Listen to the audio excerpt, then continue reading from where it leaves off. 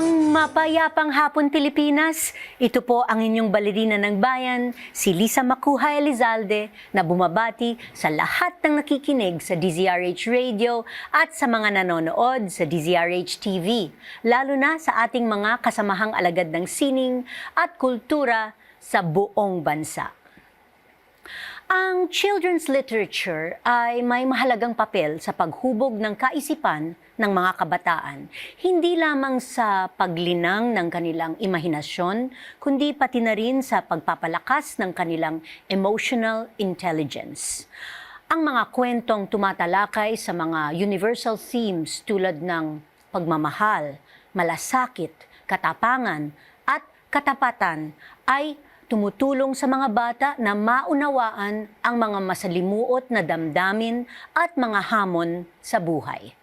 Habang binibigyan din sila ng tibay ng loob upang mas maunawaan ang kanilang sarili at ang mundong kanilang ginagalawan.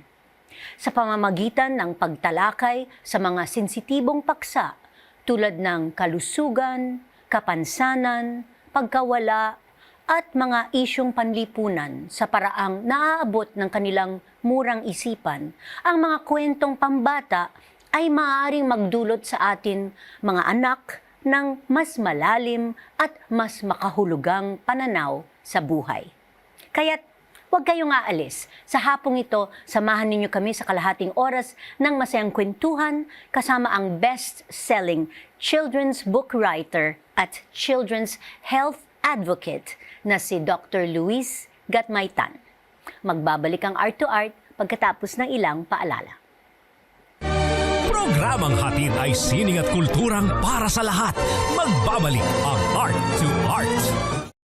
Tinesting, sinuri, siniyasan. Ang resulta? Super effective ang Shield sa pagpatay ng bakterya at virus. Shield Antibacterial Soap. Believe ang mga eksperto sa Philippine Nurses Association. At si Mami. Tiwala ako sa Shield. Shield Antibacterial Soap. Napatunayang mabisa.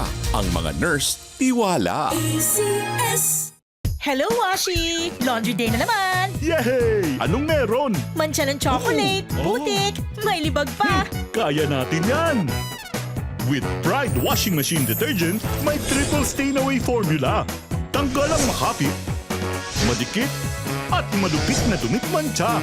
Kaya easy-easy ang labada. Mula noon hanggang ngayon! All you need is pride. All you need is pride. ACS. Usapang sining at kultura para sa lahat. Art to Art. Nandito pa rin tayo sa Art to Art at kasama natin sa hapong ito ang tanyag at premyadong children's book writer na si Dr. Luis Gatmaytan. Magandang hapon, Doc! Magandang hapon, Lisa, at magandang hapon sa ating mga tagapakinig at tagapanood. Welcome to Art to Art. First time po ninyo sa aming programa. First time po at isang karangalang maging kabahagi ng inyong Art to Art. Maraming salamat. So as an author of more than 70 books for children, paano nagsimula ang interes ninyo sa pagsusulat ng mga kwentong pambata? Actually, nung nagsisimula ko, Lisa, mga kwento ko, iba-ibang klase ng writing, no? Nagsulat ako ng mga poetry, ng kwento, fiction, mga essays, personal essays. Pero hindi ko naisip noon na children's literature pala yung papasukan ko.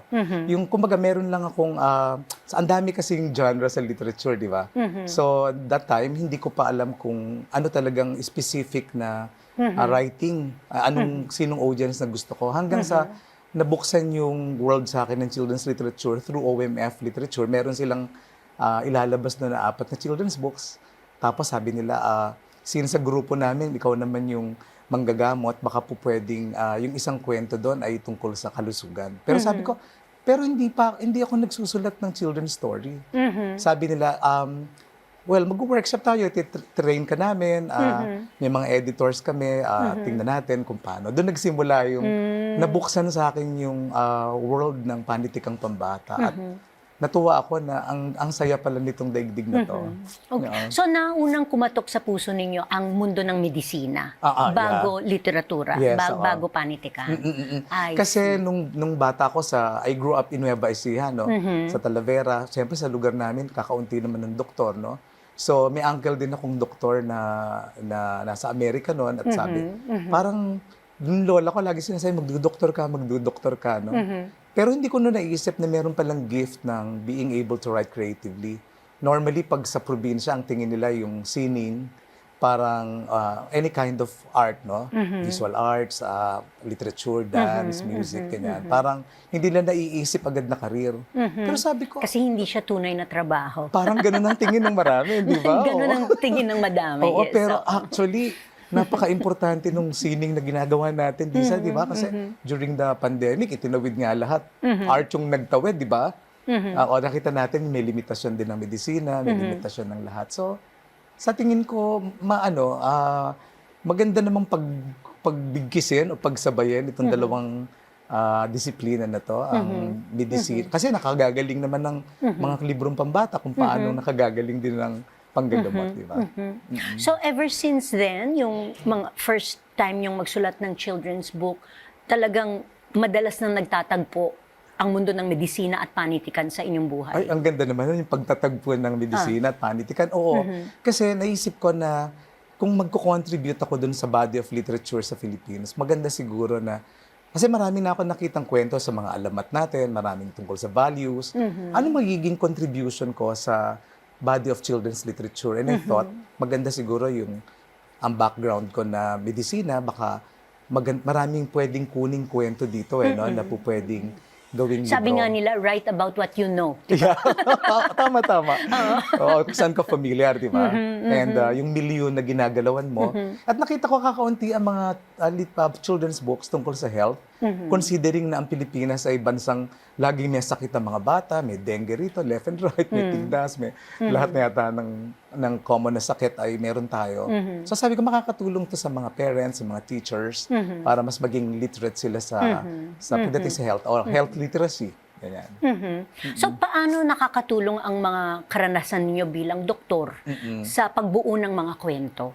Oo, kasi syempre pag meron ka ng idea nung kung paano dapat i-introduce itong mga health concepts, o medical concepts na to sa mga pamilya, sa bata. Una-una siguro sa mga magulang no. Kasi bago makarating yung librong pambata, ang bibili parents, no, and the Parents, yes, teachers. oo. So kailangan yung mabuksan mo na yung isip ng mga magulang. And nakita ko na through stories, ang kwento kasi parang napaka less threatening, di ba? Yung parang akala mo nagbabasa ka lang, akala mo wala lang. Noon pala merong sinasabi sa'yo. Yung sa dakong dulo, napaka-subtle nung dating. Akala mo nagbasa ka lang ng story o nakinig ka lang ng kwento. Noon pala meron ka natutunan o napulot. And I guess, kung health yung concept na gusto mong ituro at pinadaan mo sa storybook, madali siya makakapasok sa puso ng mga bata at ng mga magulang. Totoo. Hindi sila natakot. Tsaka, kunwari, bakuna, no? Dinaan mo sa kwento na may labanan yung mikrobyo at saka yung mga sundalo ng katawan, the antibodies.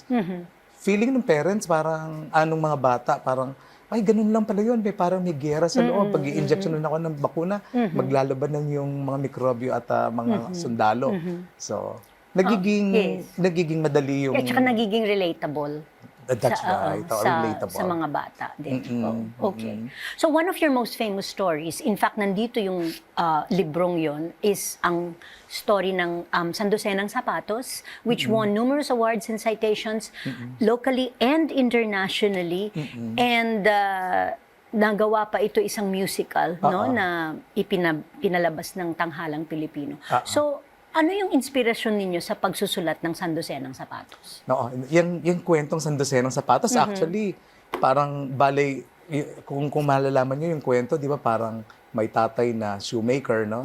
Zapatero, ang pangarap niya magkaroon ng anak na ballerina, no? Parang isang kasing galing ng Lisa Makuha na na ballerina. The problem is, nung ipinanganak yung daughter niya, walang paa, hindi ba? So, paano lilikha si tatay ng sapatos para sa anak niyang walang paa? Ngayon, kaya nung naging musical ito, talagang, sabi ng mga nanonood, talagang naiiyak sila or lumuluha, no? But yung inspiration behind the story, nagkaroon ako ng pasyente dati na dala-dala ng isang tatay na putol yung paa.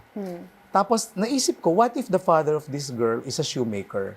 So it's a what if story. Ano kaya kung In real life, yung tatay ay isang government employee, hindi naman shoemaker.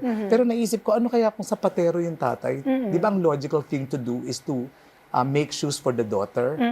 Tapos pagtingin ko sa paa niya, may isa pang paa yung bata, isa lang yung putol. No? So sabi ko, may igagawa pa din siya ni tatay ng sapatos kung may isa pang paa. But what if walang paa talaga yung bata? So dito naglaro yung papagiging imaginative, yung what if entry ko dun sa paggawa ng kwento. Ano kaya kung walang paa yung bata? Magagawan pa kaya ni tatay ng sapatos? So doon nabuo yung sandosenang sapatos. Oo. Okay. Na hindi ko akalain na magiging musical.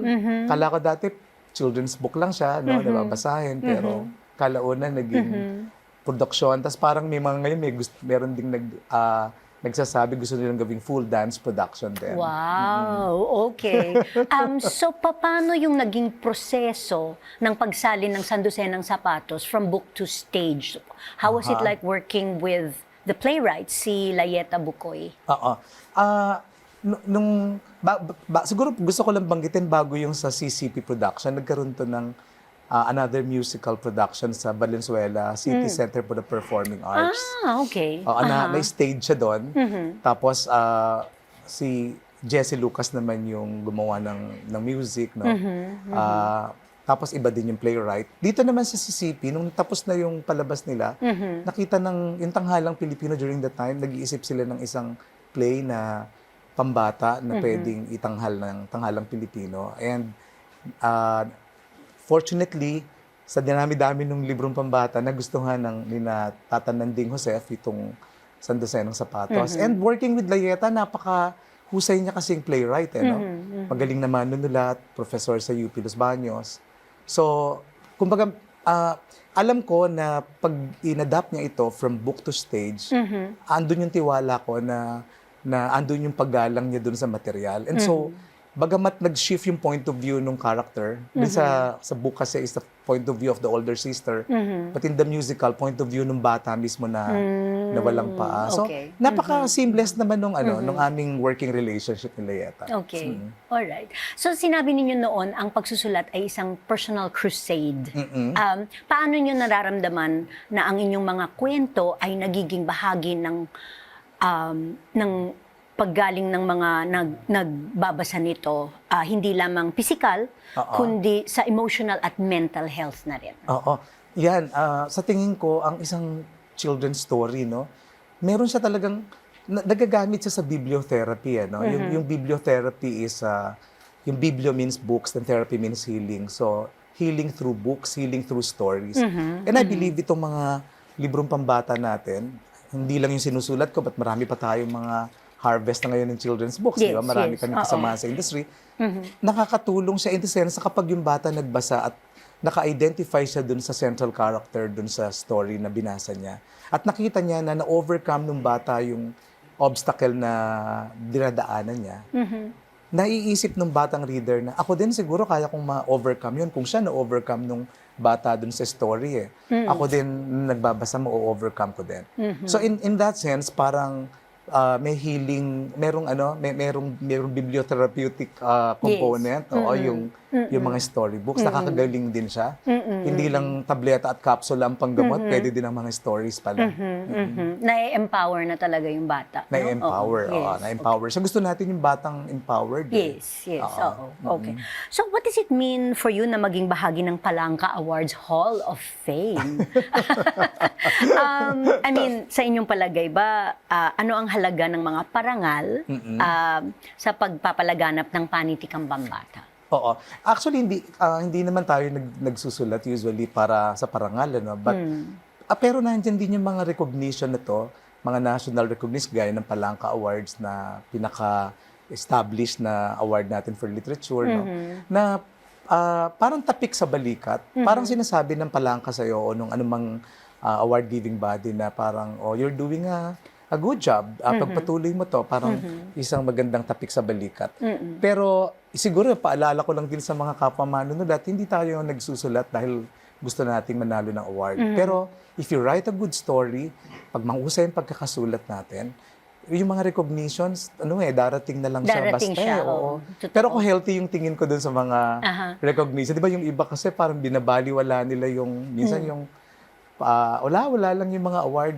Pero sa tingin ko mahalaga din yung ganong recognition kasi parang pinapaalala sa'yo na nasa tamang direction ka na tinatahak and pinag-isipan din ng mga award-giving bodies na ito yung pagbibigay sa mga parangal sa'yo or sa mga aklat. No, at saka Kagaya syempre, ni Miss Lisa, puro... an award also translates into more interest at saka more sales. That's right. Which everybody needs. That's diba? right, that's right. Sa Okay. libro namin may mga, kung mapapansin niyo, may mga seal. Ay, naku, ito. May seal ng may ganyan, seal. ano? Oo. So, May sabi award. ng mga publishers ko, nakakatulong daw talaga yan. Yeah, nakakatulong naman talaga siya. Binibili ng parents or ng DepEd. Nakakatulong yung Okay. Well, congratulations, Doc. Salamat, Isa. Marami pa po tayong pag-uusapan kasama ang best-selling Filipino children's book author na si Dr. Luis Gatmaytan. Dito pa rin sa Art to Art. Magbabalik po kami pagkatapos ng ilang paalala. Programang hatid ay sining at kulturang para sa lahat.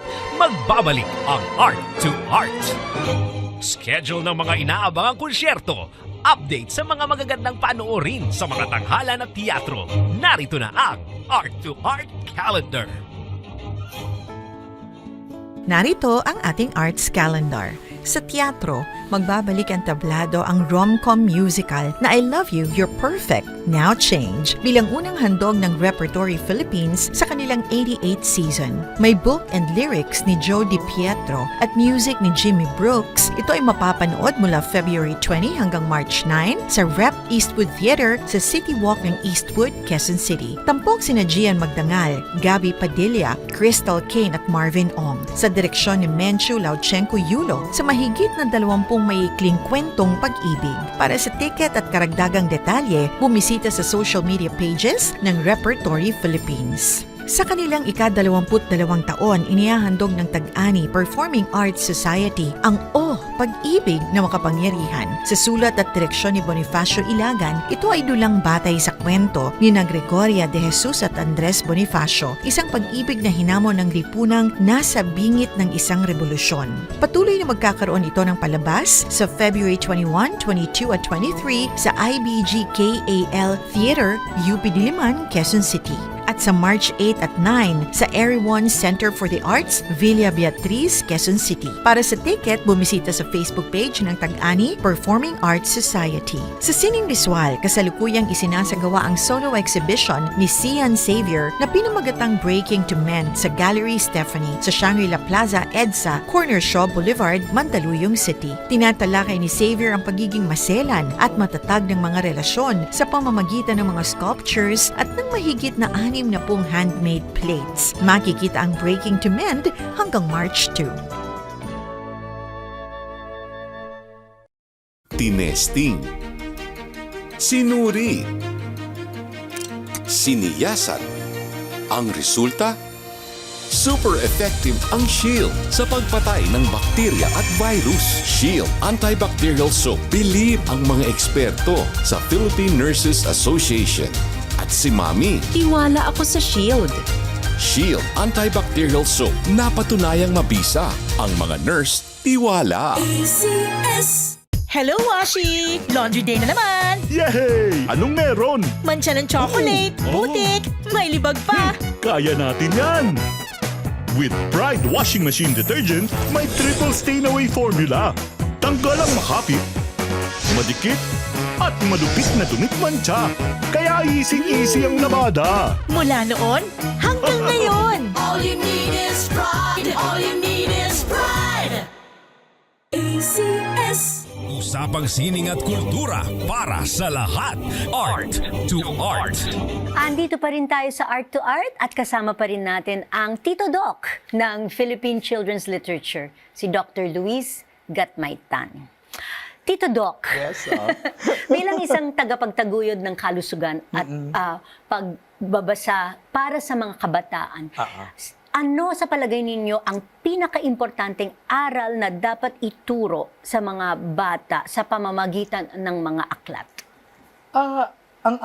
kasi sa tingin ko, no, yung mga aklat kasi, dahil napaka-colorful nito, no, ang gagaling din ng mga children's book illustrators natin. Maganda siyang material para ma-engage natin sa pagbabasa yung kids. Lalo ngayon na meron tayong napaka-dismal ng state ng literacy sa Philippines. Tapos yung may mga non-readers kahit grade 4 na o grade 5. So sa tingin ko magiging tagapagtawid yung mga aklat pambata namin na magustuhan nila yung panitikan. Kasi bago sila magpunta sa longer form of literature, bago nila mabasa yung mga nobela, gagaya ng Noli Me Tangere at El Filibusterismo ni Jose Rizal, kailangan makuha muna natin sila magbasa ng maiigsing panitikan at dun papasok siguro itong mga children's books na tutulungan sila na itawid. So pag nagustuhan nila to, baka mawet yung appetite nila, baka parang gusto ko pang magbasa nung mas marami pang panitikan.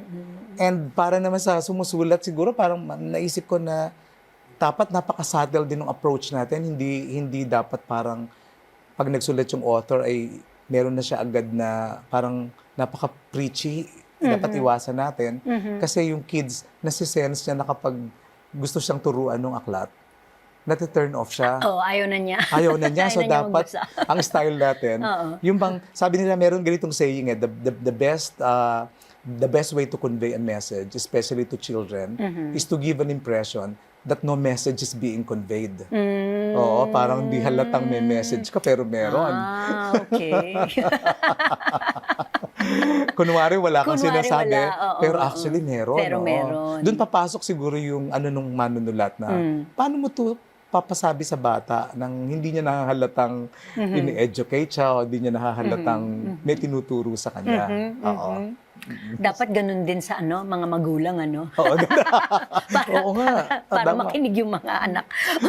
Tama. So, ang inyong Tito Doc series ay kilala sa malikhaing paraan ng pagpapaliwanag ng mga komplikadong medical concepts. So, can you share with us the inspiration behind this series at paano ninyo ginagamit para mapalaganap ang public health awareness, particular na sa mga bata?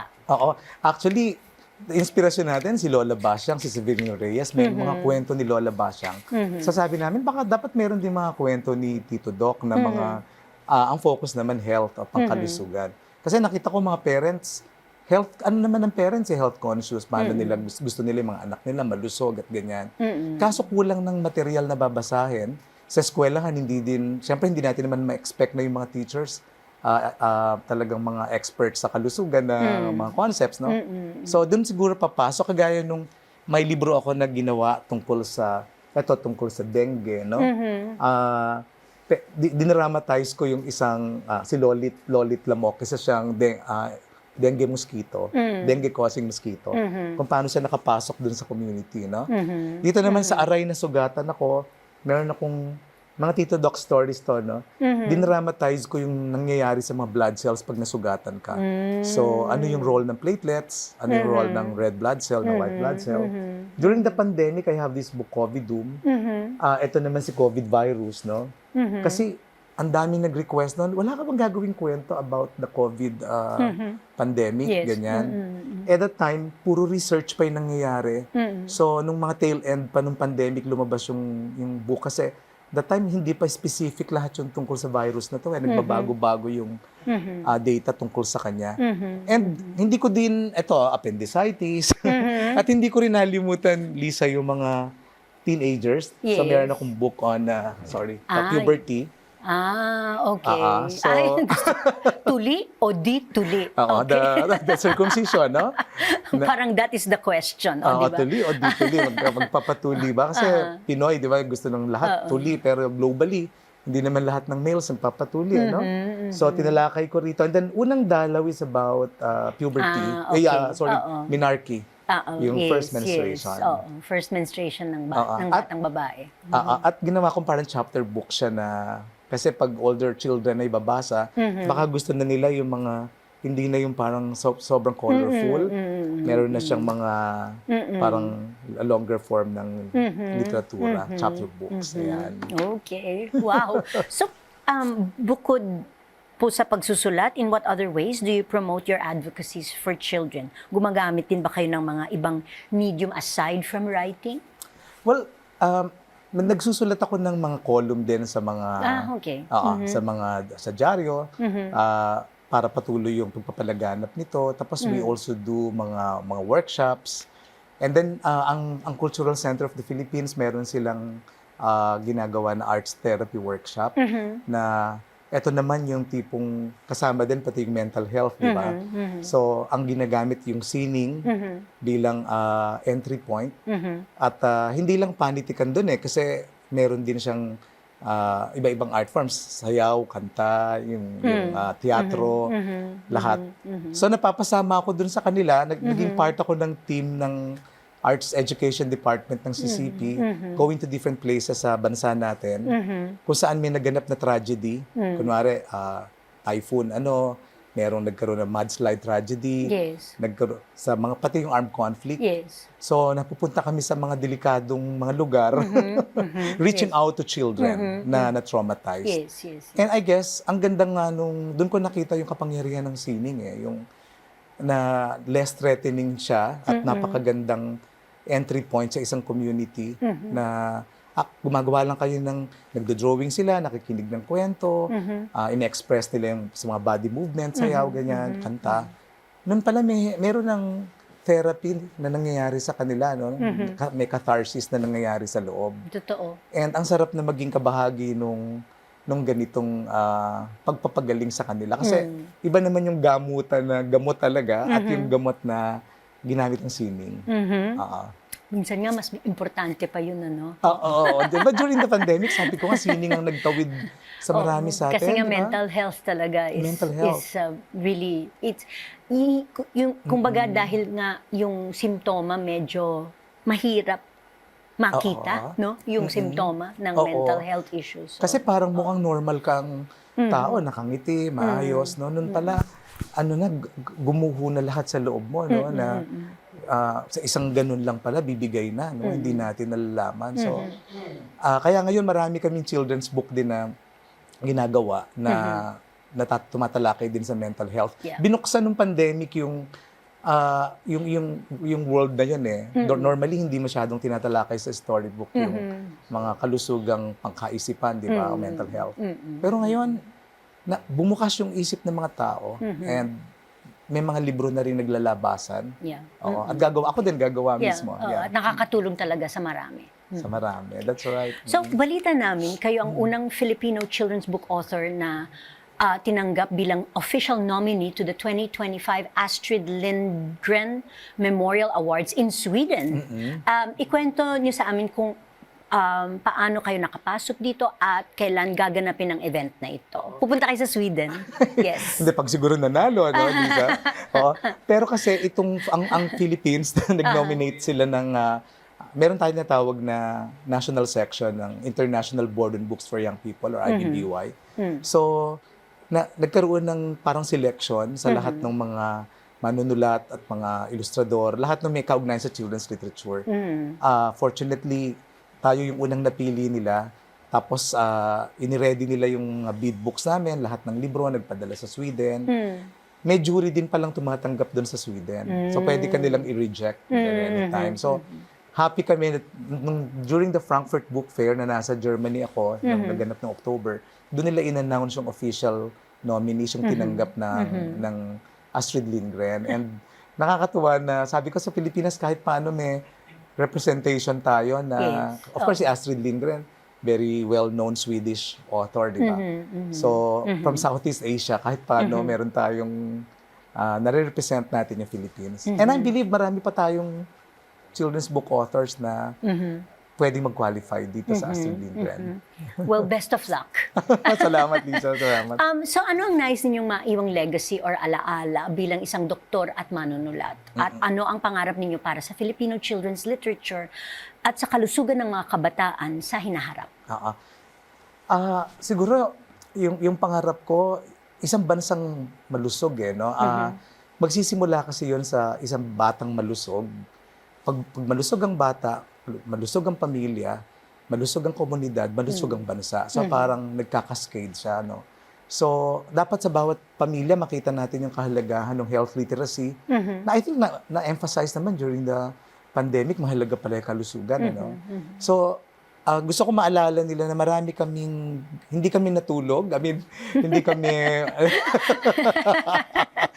hindi namin pinabayaan itong panitikang pambata na puro Cinderella, Snow White at mga fairy tales lamang. Na kaming nabigyan ng Diyos ng Panginoon ng gift of being able to write creatively ay nagpatuloy talaga. Nagsulat kami ng mga kwento, ginamit namin yung aming natutunan sa pag-aaral para mailagay dyan. Naghalo ang creativity at information so that makatulong to sa maraming bata sa buong sa buong Pilipinas at eventually sa buong mundo. Buong mundo. Oo. Okay. Maraming salamat sa pagdalo ninyo sa aming programa. Maraming salamat. Tito Doc. And more power to your advocacies for children's health and children's literature. Aabangan namin ang inyong mga susunod na proyekto. Maraming salamat, Lisa. At isang malaking karangalang punta kami dito sa iyong Art to Art na napakatagal ng show na nag-feature ng sining. Salamat. Salamat Okay. marami. Hanggang sa susunod na linggo, samahan ninyo kami ulit dito sa Art to Art, kung saan ang usapang sining at kultura ay para sa lahat. Ito po ang inyong balerina ng bayan, Lisa Macuja Elizalde, nagpupugay sa artistang Pilipino.